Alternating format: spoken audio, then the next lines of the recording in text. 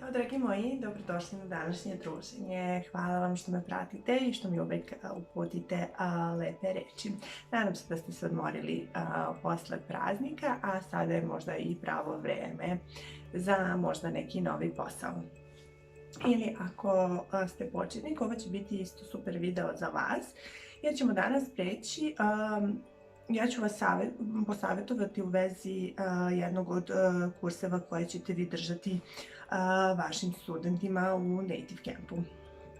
Ako se već niste prijavili, ja vas pozivam da to uradite već danas. Imate u opisu svakog mog videa link sa kodom ALEX2 i također moj referral, odnosno preporuku kako biste ostvarili bonus na početku kada postanete nastavnik. Kao što znate, Native Camp platu isplaćuje preko Payoneera.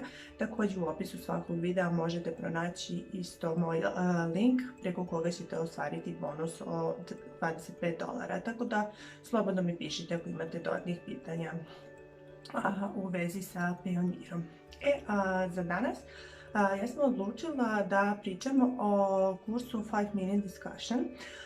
To je jedan kurseva koji ćete pronaći u Native Campu. Kao početnik ga još uvek nemate, imate onih 5 osnovnih kurseva kao što znate, a kasnije dobijate i ovaj kurs ili možete i da ga vi sami zatražite. Ovako, to je znači 5-minutna diskusija kako bi mi preveli na srpski jezik. I ona se sastoji iz sljedećih stvari. Znači, učenik kada izabere tu temu, može se desiti da on već zna šta želi, koju temu od tih, zaboravila sam da kažem, da u tom kursu imate 100 tema koje student može izabrati. Neki studenti već unapred znaju koje će teme izabrati. Po pravilu bi trebalo da pređete 2 teme.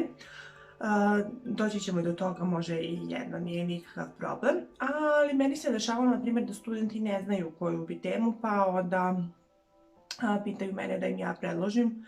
Ja ovako malo popričam sa njima da vidim možda, kad ovako malo popričamo, ja već onda vidim šta bi možda bilo interesantno za njih.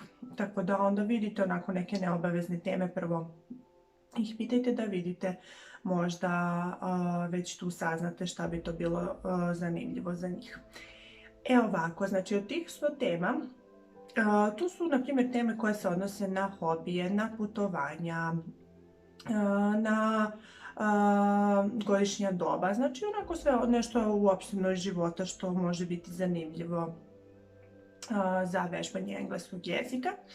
I po pravilu vi biste trebali da odradite 2 teme, ali meni se isto dešavalo da, na primjer, se zapričam sa nekim studentom i pitam ga da li želi naravno da izabere još jednu temu. I onda ako on ne želi, naravno nije nikakav problem, možete da do kraja časa nastavite samo sa jednom temom. Ovako, koja je u stvari ta procedura u Native Campu kako bi po pravilu trebalo da odradite ovu lekciju? Znači, student bira jednu lekciju, znači to vam je potreban neki minut možda da on to izabere. Kada izabere tu lekciju, vi isto je otvarate na svom kompu, znači tu vam izlazi neki 15-ak pitanja sa podpitanjima koje vi postavljate studentu i on odgovara na ta pitanja, odnosno vi pričate na tu temu, ali ovo vam pomaže da vi dobijete ideju šta biste mogli da ga pitate. To bi po pravilu trebalo da traje 5 minuta, ta vaša diskusija, a nakon toga sljedećih 5 minuta treba se posvetiti nekim korekcijama, ukoliko je naravno to potrebno. Znači, trebalo bi da ispravite pogrešno izgovorene reči, obavezno pišite u chat box, znači oni to vole kasnije da to lepo pogledaju šta su pogrešili. Ako su nešto pogrešno izgovorili, vi to napišite. Sljedeća stvar je izbor reči, znači ukoliko ste dovoljno vešti u tome, možete na primjer da ih posavjetujete zašto, na primjer, umjesto neke reči bi možda bilo bolje da izaberu neku drugu. Možete da pronađete neki odgovarajući sinonim koji bi vama zvučao bolje ili ga posavjetujete kako da on to sam izabere. Sljedeće što treba da ispravite je neke fraze. Ako je nešto pogrešno izgovorio isto ili ako je nešto pogrešno upotrebio, isto to sve pišite uvek u chat box. Posavjetujete ga umjesto jedne fraze, možda bi bilo bolje da koristi neku drugu. I na kraju naravno ispravite i gramatiku i objasnite studentu zašto je to tako. Znači, slobodno student će vas sačekati, a vi sve to napišite u chat box i objasnite mu. Naprimjer, eto, ako se tiče nekog vremena koje se koristi u engleskom, vi napišite neke te osnovne upute kako se i kada koristi. Tako da, eto, to je lepo da oni to imaju u chat boxu, da kasnije to mogu da pogledaju i da isprave. I kasnije, naravno, da dođu ponovo na vaš čas da dobiju još savjeta.